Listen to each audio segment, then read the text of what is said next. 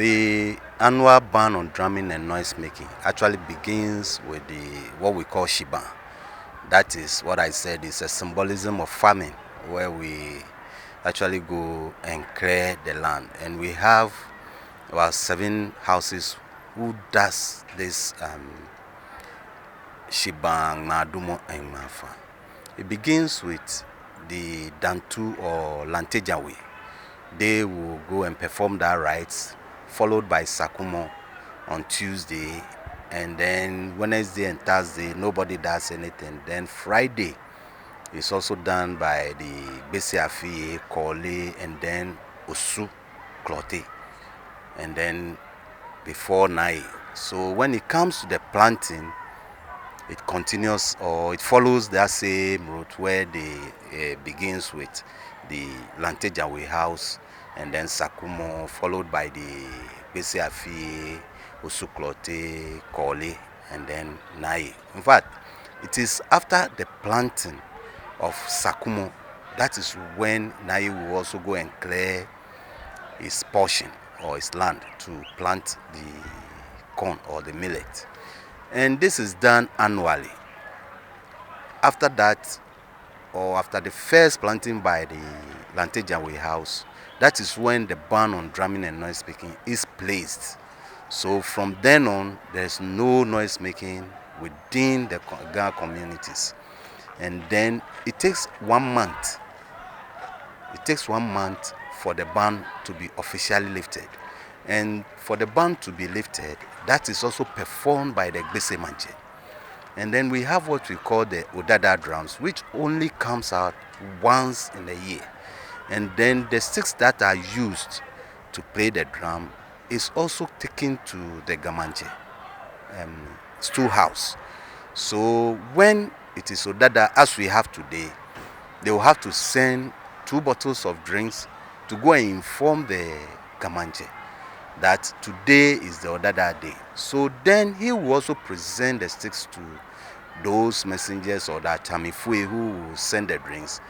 They will bring it to the Gbese Mantse, who will go and use it to actually perform that Odadao rite to formally lift the ban on drumming and noise making. After that, everybody can make the kind of noise he or she wants. But then, the ban on drumming and noise making, people have attributed so many meanings to it. But then it's a symbolism of famine. Because if we will look, it is during this period that farmers too have to clear their lands, plant their whatever they want to plant, and then in due time they will harvest. But if during this period, you the farmer, you're actually going on parties and going funerals and all that, when will you have that time to also go and clear your land and plant, so that when it is harvest time, you can also harvest some food to feed the family and for any other person also to have some.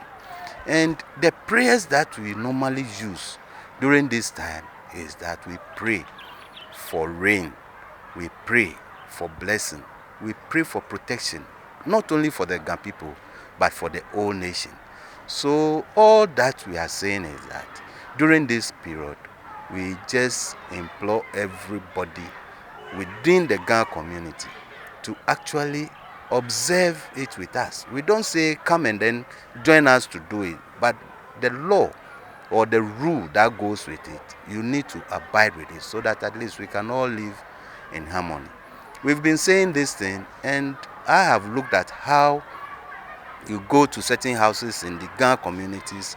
In fact, not only Ga, but in Ghana as a whole, you go to houses within our communities, and then you find people of different religious persuasions living in the same house. But then, in certain jurisdictions, you will not even have Christians mixing or mingling with Muslims. You will not also have them or Muslims mingling with Christians. But maybe for us, the blessing that we are always receiving, which is also making or becoming like a protection for all of us, is because we don't look down on anybody because that person is not of our religious persuasion. But we all do everything in common because, yes, when it comes to Sanla, we all do it. We assist, or we all do it with our Muslim brothers and sisters. When it comes to Christians, we all do it the same way. And then even when it comes to our festivals, you see different people from different religious persuasions all participating for it to become a success. So maybe that is why we are enjoying the kind of peace we have, unlike other nations around us where they have had so many conflicts and all that. So I only thank everybody that this year, I would say, it has been generally peaceful, except for a few hitches here and there. But then I believe going forward, we will all have to come to a consensus so that whatever we've seen this year, which wasn't good for us, will not experience the same thing next year.